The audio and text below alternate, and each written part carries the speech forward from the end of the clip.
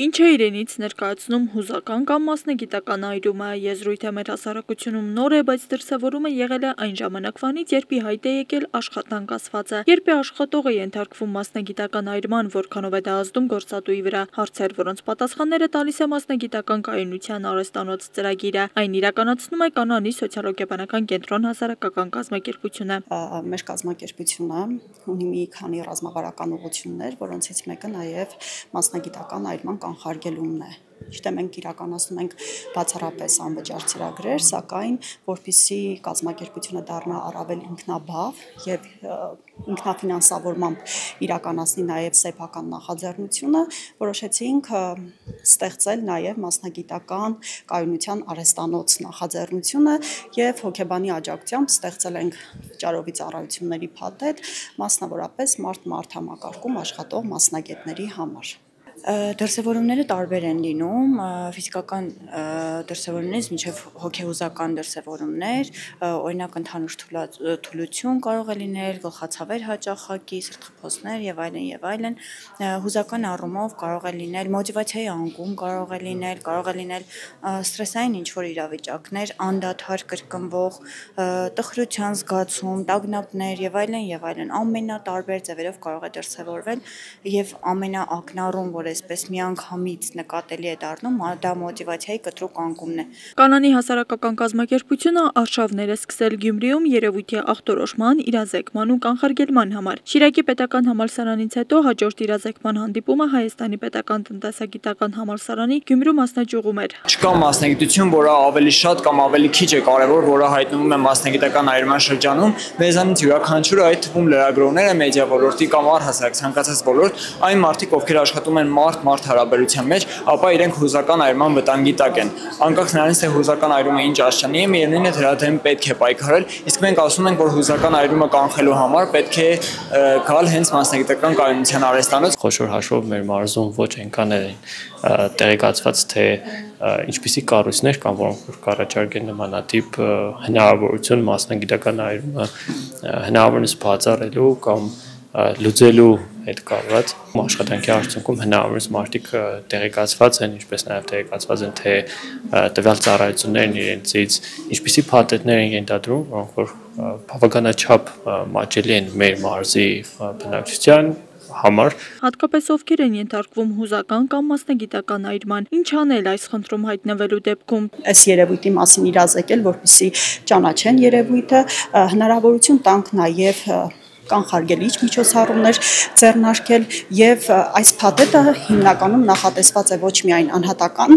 դիմելու համար, այլ նաեւ կարող են կազմակերպությունները որոշել եւ իրենց կազմակերպության համար այս տրեյնինգները անցկացնել։ Իրականում կան կոնկրետ գործոններ, որոնք ազդում են, որպեսզի մասնագիտական այրումը ավելի արագ եւ ավելի շուտ սկսվի։ Եթե մենք փորձենք մարդկանց ներկայացնել, թե որոնք են այդ գործոնները, ինչպես կարելի է ճիշտ կենսակերպի կառավարման, մատուցման առումով կանխարգելել դրանք, կփորձենք նաև եւ կկարողանանք նաև մասնագիտական այրումը կանխարգելել որոշակի առումով։ Նշենք, որ ծրագիրը գործում է ամբողջ Հայաստանի համար, իրազեկման առցանց հանդիպումներ կնախատեսվեն մյուս մարզերի համար ևս։ Ծրագիրն իր բնույթով անժամկետ է։ Աստղիկ Խաչատրյան, Խանով Անիսյան, Հայկ Գաբրելյան այսօր։ Վարչապետ Նիկոլ Փաշինյանն ընդունել է Ռասմուսեն գլոբալ միջազգային քաղաքական խորհրդատվական կազմակերպության հիմնադիր նախագահ, ՆԱՏՕ-ի նախկին գլխավոր քարտուղար Անդերս Ֆոգ Ռասմուսենին։ Զրուցակիցները մտքեր են փոխանակել տարածաշրջանային զարգացումների շուրջ։ Մասնավորապես անդրադարձ է կատարվել Հայաստանի եւ Ադրբեջանի միջև խաղաղության եւ միջպետական հարաբերությունների հաստատման մասին համաձայնագրի նախագծի տեքստի համաձայնեցման եւ նախագծի տեքստի համաձայնեցման շուրջ բանակցությունների ավարտին։ Վարչապետ Փաշինյանն ընդգծել է համաձայնագիրը ստորագրելու Հայաստանի պատրաստակամությունը ի նպաստ տարածաշրջանում խաղաղության եւ կայունության ապահովման։ Քննարկվել են Հայաստան-Եվրոպական միություն համագործակցությանը, Եվրամիության օժանդակությամբ մեր երկրում իրականացվող բարեփոխումների ընթացքին վերաբերող հարցեր։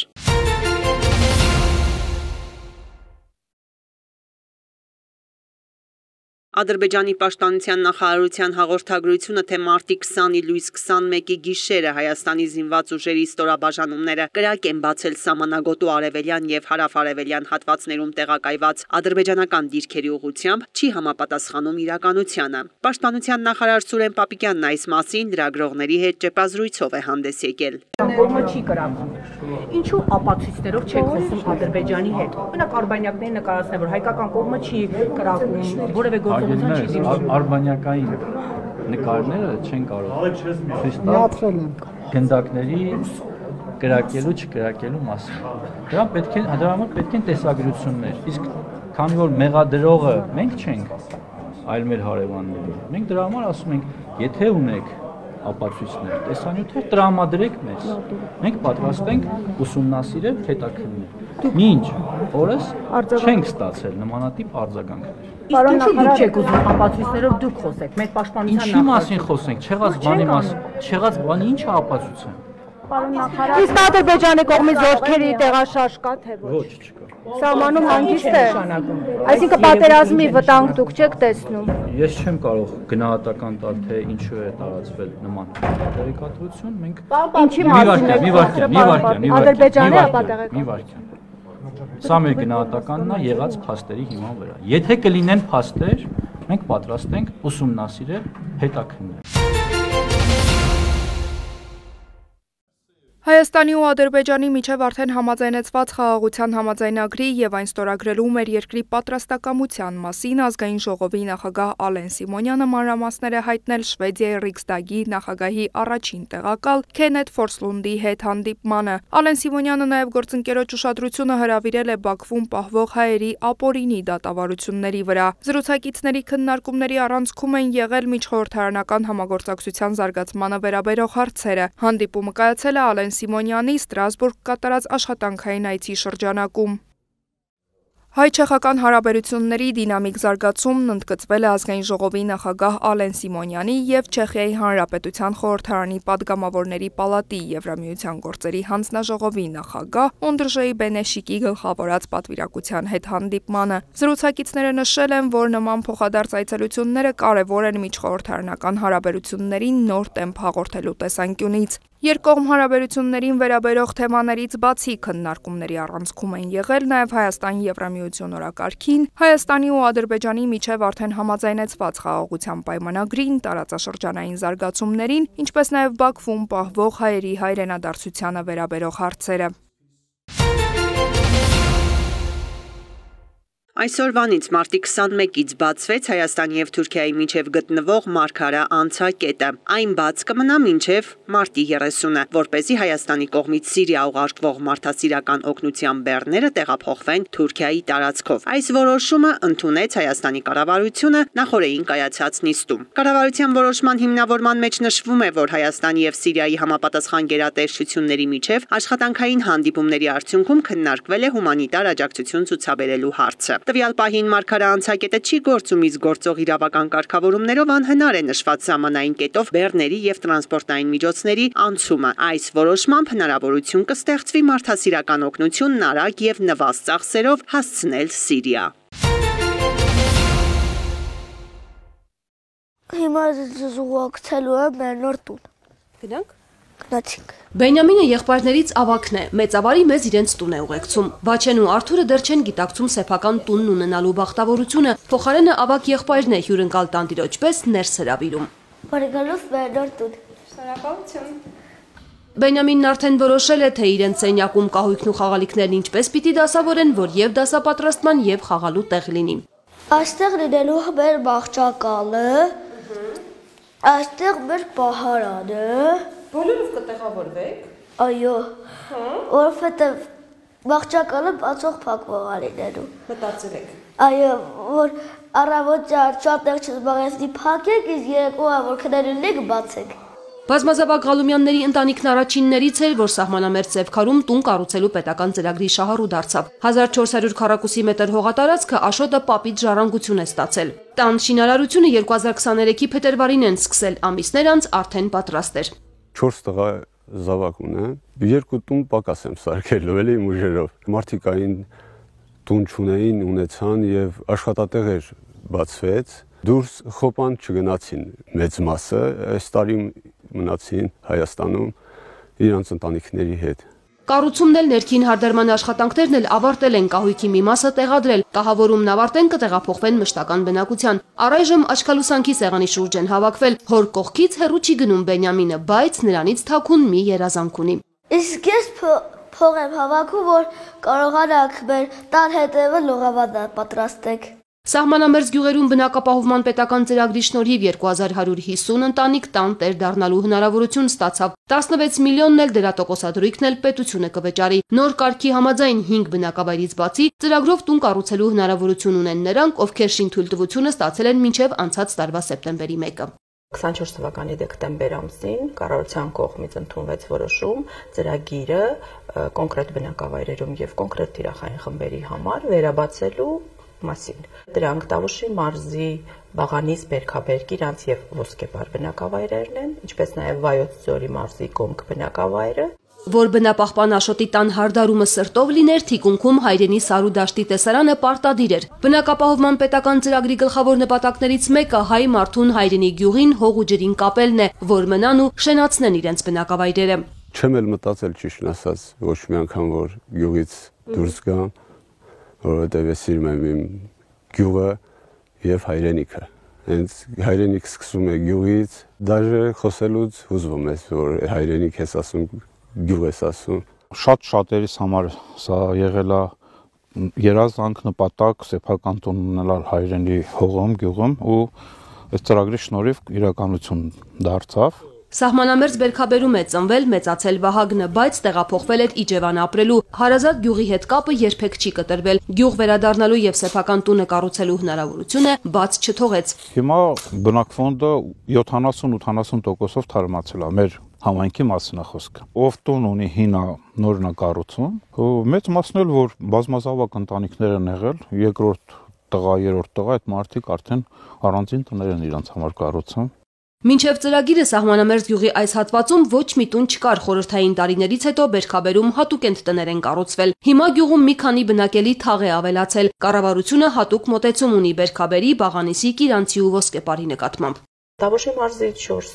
բնակավայրերի ընտրությունը պայմանավորված էր այն հանգամանքով, որ նախորդիվ, այն է 24 թվականի հուլիս ամսին, ծրագրում իրականացվել էր փոփոխություն, որով այդ բնակավայրերի համար սահմանվել էր արտոնություն, այն է աջակցությունը 16 միլիոն դրամի փոխարեն սահմանվել էր 21 միլիոն դրամ, եթե ամուսիններից առնվազն մեկը ծրագրին դիմելու օրվա դրությամբ ունեցել է վերջին 1 տարվա հաշվառում հենց այդ բնակավայրում։ Իմ ընտրած տունը դիպային նախագիծ է, բայց առանց 5 միլիոնի էլի ահագին կդժվարանայի ես տարիներ կպահանջվեր, որ կարողանայի վերջնական տեսքի բերեմ ապրելու լինի։ Վահագնն այս տարի տան շինարարությունը կավարտի, կտեղափոխվի մշտական բնակության։ Հպարտության առիթը միայն տունը չէ, պետական ծրագրով նաև նորատունկ այգի ունի։ Անհամբեր սպասում է երբ են ծաղկելու նռնենիները, որ պատշգամբից հիանա տեսարանով։ Ծրագրի շնորհիվ միայն Բերքաբերում 85 ընտանիք նոր տուն կառուցելու հնարավորություն ստացավ։ Ծրագրի շահառուներից մոտ 1360-ը Տավուշի մարզում են, մնացածը Վայոց ձորում, Սյունիքում, Արարատում, Գեղարքունիքում, 60-ից ավելի ընտանիք արդեն հաղթահարել է շինարարական փուլը, ստացել ավարտական ակտը։ Ռուս-ուկրաինական կարգավորման շրջանակում ակտիվորեն քննարկվում է հնարավոր հրադադարի հարցը։ Ամերիկյան կողմն օրեր առաջ Կիևին եւ Մոսկվային առաջարկեց 30 օրով ամբողջությամբ դադարեցնել կրակը, այդ թվում շփման գծի երկայնքով։ Ուկրաինական կողմը ողջունեց Թրամփի նախաձեռնությունը, ռուսական կողմը եւս, սակայն նշեց՝ կան նրբություններ։ Մարտի 18-ին եւ 19-ին տեղի ունեցան Թրամփ-Պուտին եւ Թրամփ-Զելենսկի հեռախոսազրույցները, որոնց ընթացքում հնչեց հրադադարի նոր առաջարկ, արդեն ավելի սահմանափակ։ Դոնալդ Թրամփն առաջարկել է, որ հակամարտող կողմերը 30 օր զերծ մնան էներգետիկ ենթակառուցվածքների թիրախավորումից։ Վլադիմիր Պուտինը դրական է արձագանքել եւ անմիջապես համապատասխան հրահանգ տվել ռուս զինվորականներին։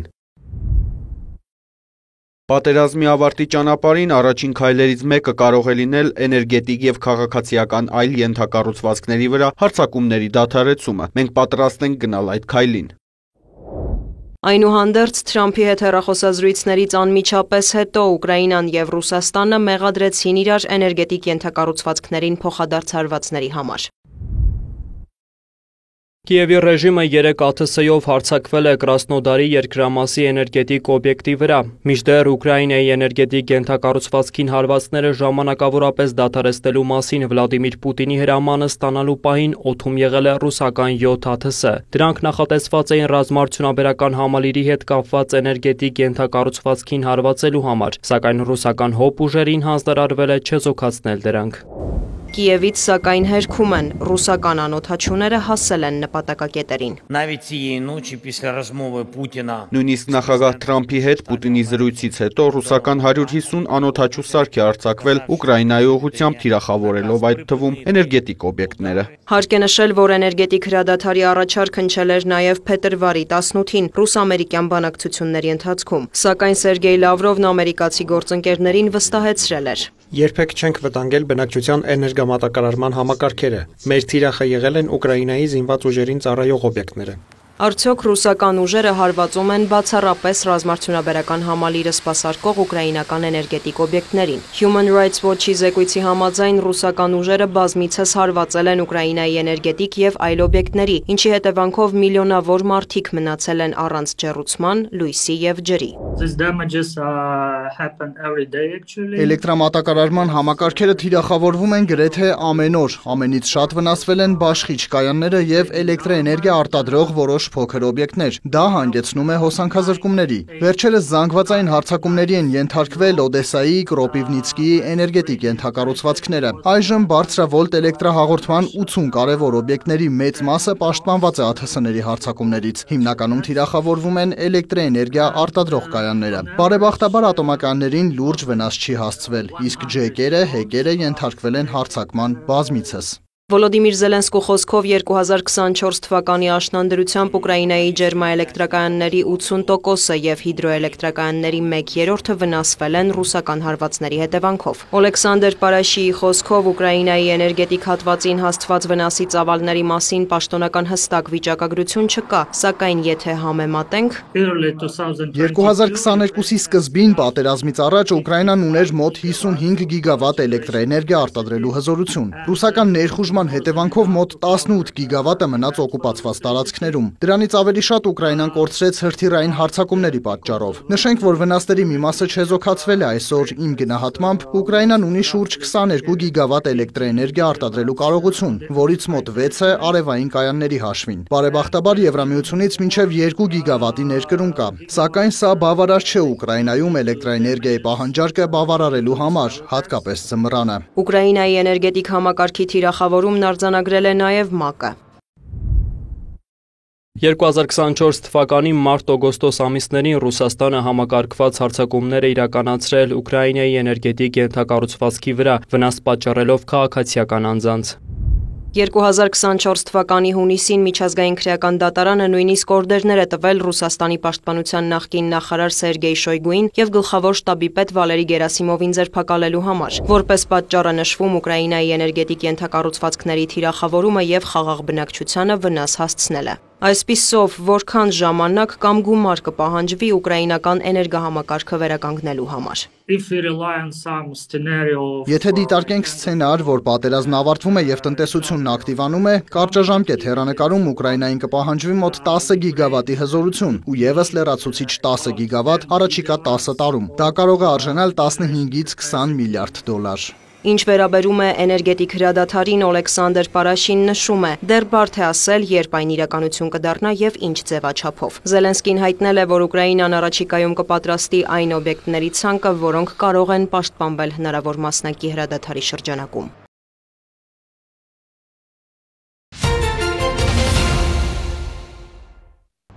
Գավառի Ֆրունզե Դովլաթյանի անվան մշակույթի տան հիմնանորոգումն ավարտվել է 31 միլիոն 516 հազար դրամ արժողությամբ սուբվենցիոն ծրագրով շինարարությունը սկսվել էր 2020 թվականին, հիմնանորոգվել էր մշակույթի տան մի հատվածը, 2021-ին պետությունն ու համայնքը համատեղ իրականացրին մյուս հատվածի կապիտալ վերանորոգումը, որն արժեցավ 110 միլիոն դրամ։ Պահպանվել է նաև դահլիճը իր 500 նստատեղով Եվ արդյունքում մենք ունենք գեր ժամանակակից լուսավորությամբ ձայնով հագեցած մշակույթի տուն, որտեղ ինչպես մեր քաղաքային, մարզային, այնպես էլ հանրապետական ցանկացած միջոցառում են կարող ենք ընդունել, հյուրընկալել։ 2024 թվականի սուբվենցիոն ծրագրով 89.904.000 դրամ էր հատկացվել մշակույթի տան կահավորման համար։ Աշխատասենյակների գույքի ձեռքբերումից բացի տեղադրվել է նաև արտաքին էկրան, որի միջոցով բնակիչները կհետևեն մշակույթի տանն անցկացվող միջոցառումներին։ Շատ դեպքերում առաջանում է այս կամ այն գույքի անհրաժեշտությունը, կարիքը մենք փորձում ենք տարեկան կապիտալ եւ ընթացիկ դրամաշնորհներով լուծել նաեւ ընթացիկ խնդիրները։ Կարծում եմ ինքը իր ծանրաբեռվածությամբ պետք է աշխատի, հնարավորություն տա, որպեսզի մեր եւ համայնքում եւ քաղաքում ակտիվանա մշակութային կյանքը։ Համայնքի խոշորացումից հետո արդեն երկրորդ մշակույթի տունն ենք բացել բնակավայրերում եւ յուրաքանչյուր մշակույթի տուն նաեւ ապահովում է որոշակի մշակութային ծառայություններ, այդ թվում կրթական։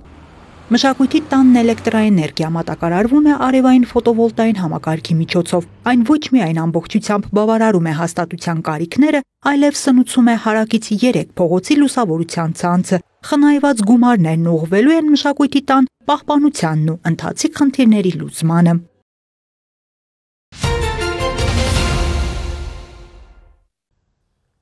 Բեմական հագուստ, անձնական իրեր, լուսանկարներ, շուրջ 300 թանգարանային նմուշ նվիրված Կապանի դրամատիկական թատրոնի 90-ամյակին։ Մարտի 20-ին կամերայի ներկայացումների փառատոնի հետ մեկնարկեց նաև երկրագիտական թանգարանի նոր ցուցադրությունը։ 2 ամիս տևեցին նախապատրաստական աշխատանքները։ Եթե անկեղծ շատ բարդ աշխատանք էր, քանի որ թատրոնը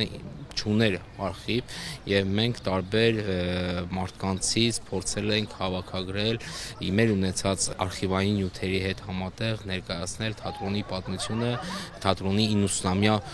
պատմությունը։ Կապանի դրամատիկական թատրոնի տնօրեն Տիգրան Աթայանի խոսքով թանգարանի աշխատակիցների հմտությունների շնորհիվ հաջողվեց կարճ ժամանակահատվածում կազմակերպել ցուցադրությունը։ Առաջիկայում նաև գիրք լույս կտեսնի։ Հավաքագրվել են փաստեր, որոնք որ մենք արդեն երևի 4 տարի է փորձում ենք իմի բերել, այս մոտ այդքան էլ լավ չի ստացվում։ Հիմա թանգարանը բավականին լուրջ աշխատանք է կատարել եւ սա մենք պատկերացնում ենք որպես հիմք մեր 90-ամյա պատմության նվիրված գրքի։ Հիմա մենք ուզում ենք այդ գիրքը ունենալ, որպեսզի այլևս այս տանջանքների մեջով չանցնենք մեր պատմությունը իմանալու համար։ Ու այդ գիրքը որպես փաստ, որպես արխիվ հենց այդպես կմնա ու կբաժանվի եւ դպրոցներում։ Դա ենթադրում եմ կլինի արդեն 90-րդ թատերաշրջանի ժամանակ։ Մարզպետի տեղակալ Հայկ Հարությունյանը կարևորեց երկարամյա թատրոնի գործունեությունը տարածաշրջանում։ Սյունիքի սրտում մշակութային նման օջախը նաև յուրահատուկ այցեքարտ է։ Թատրոնը ունենալով թանգարանում մենք կարողանում ենք ամբողջացնել Կապանի պատմությունը, որովհետև ըստ էության Կապանը առանց թատրոնի պատկերացնեն մի քիչ ավելի բարդ է եւ եթե ուզում ենք մենք ճանաչել Կապանը, ապա պիտի ճանաչենք իրեն լիարժեք իր ամբողջ կոլորիտով։ Ներկաները շրջում լուսանկարներում գտնում էին ծանոթ ու հարազատ դեմքերի, գնահատում Կապանի թատերական վառ անցյալն ու ներկան։ Թանգարանի տնօրենի խոսքով հաջողվեց այցելուների համար հոգեհարազատ միջավայր ստեղծել։ Այստեղ են իրենց սկզբնական քայլերը սկսել այն անվանի դերասանները, որոնց մենք այսօր ճանաչում ենք, հա, բուն նպատակը դա է եղել, որ այդ պատմությունը հասանելի լինի ոչ միայն մեզ նեղ մասնակիցներին, հա, այլ նաև ընդհանրապես հասարակության տարբեր շերտներին, թե Երևանից կամ այլ մարզերից այցելողներին եւ թե մեզ հենց կապանցիներից։ Թատրոնի 90-ամյակին նվիրված ցուցադրությունը ժամանակավոր է, ցանկացողները կարող են այցելել մինչև մայիսի 1-ը։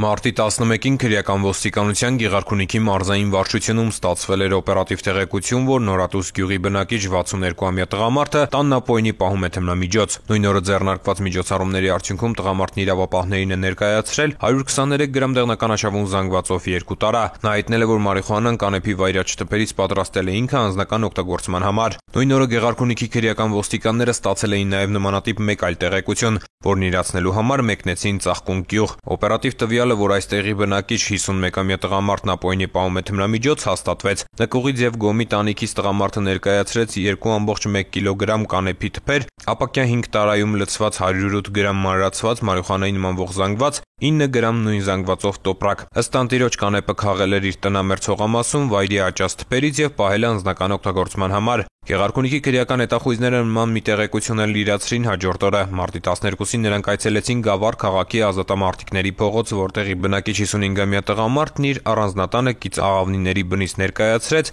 տոպրակ ու տարա, լցված ընդհանուր 91 գրամ կանեփանման 4 զանգվածով։ Նա նույնպես հայտնեց, որ կանեփն ինքն է քաղել վայրաճ թփերից եւ պահել անձնական օգտագործման համար։ 3 դեպքով էլ նախաձեռնվել է քրեական վարույթ, թմրամոլության դեմ միջոցառումները շարունակվում են։